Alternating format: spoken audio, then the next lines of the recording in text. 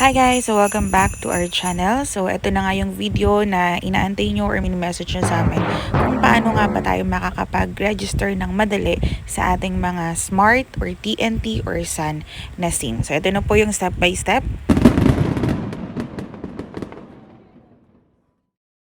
Ayan guys, so we have 3 steps para ma-register. Pumunta tayo dito sa imreg.smart.com.ph. So click lang natin yan. So make sure malakas ang ating internet connection. Then ito na po yung step 1. So start your registration here. I-scroll down lang po natin ito. Then ayan na. So ilalagay natin dito yung mobile number natin. So after natin na ma-check yung terms and condition nila, so may magbibigay sa atin ng OTP number natin. So, huwag na po niyang ibibigay kahit kanino yung OTP number natin. So, 5 minutes lang po yan, yung OTP number. So, hindi na po ulit magkakaroon pa ng iba pang OTP number. So, parang within 1 day na or 30 minutes kasi masyadong maraming nagpapa-register ngayon. So, ayan na. So, your mobile number was successfully verified.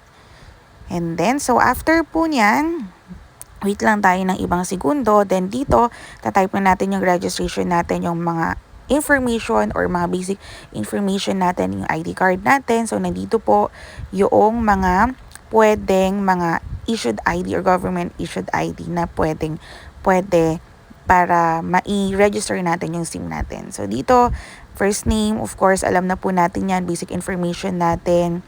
Yan, of course, yung address natin. And, ayan, yung zip code natin. And, of course, after nyan, yung alternate contact number or email address, i-next po natin para, and nandito, yung sa summary natin, make sure na tama po lahat yan. Kasi maaari tayong makasuhan kapag hindi. So, click lang po natin tong check na to. Mas maganda rin na maglagay tayo ng email. Para kapag nakapag-register na tayo ay may bibigay sa atin or may send na sa email natin. And kung napapansin nyo, merong mga nakalagay na ganito, sorry, registration cannot be processed. And click lang natin itong nasa taas para mag-refresh ang ating page. Kasi marami talaga nag-register ngayon at hindi natin maiiwasan na magkaroon ng ganitong problem. And of course, so syempre, after naman ito, after mo nang mai-okay na lahat, ayan, so nakapag-register ka na sa iyong SIM number.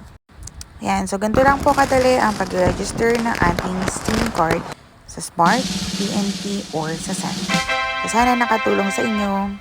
And make sure paki-screenshot po natin itong reference number na ito. Huwag kakalimutan. So kung nakatulong sa itong video na to, so please share this video para mas marami pa pong matulungan. Please like and subscribe. Thank you!